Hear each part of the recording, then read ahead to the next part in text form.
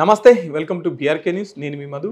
ప్రస్తుతం మనతో పాటు సరూర్ నగర్ కార్పొరేటర్ ఆకుల శ్రీవాణి మేడం మనతో ఉన్నారు. మేడం నమస్తే. నమస్తే. బాగున్నారా మేడం? ఎట్లుంది 20 నెలల కాంగ్రెస్ పరిపాలన? అసలు కాంగ్రెస్ పరిపాలన నడుస్తుందా మన రాష్ట్రంలో? అవును కదా, కాంగ్రెస్ వాళ్ళది వాళ్ళ పార్టీలో వాళ్ళ పరిపాలన నడుస్తుంది కానీ ప్రజాపాలన అయితే నడవట్లేదు. రైజింగ్ తెలంగాణ ప్రజాపాలన అని చెప్పేసి మాట్లాడుకుంటున్నారు. ప్రజాపాలన అసలు మారినారు. ప్రతిపక్షం అప్పట్లో ఉన్న ప్రతిపక్షంలో ఇప్పుడు నాయకులు వచ్చారు.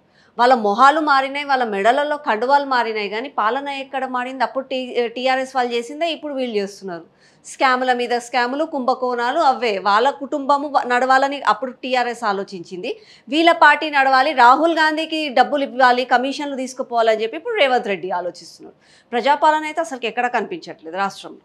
ఉచిత బస్సు పెట్టిన తర్వాత రేషన్ బియ్యం, సన్న బియ్యం ఇస్తున్నారు, రైతు భరోసా చేసినారు, రుణమాఫీ చేసి ఎక్కడ చేసిండ్రు రైతు భరోసా? ఎందుకు చేయలే మేడం? రుణమాఫీ ఎక్కడ జరిగింది?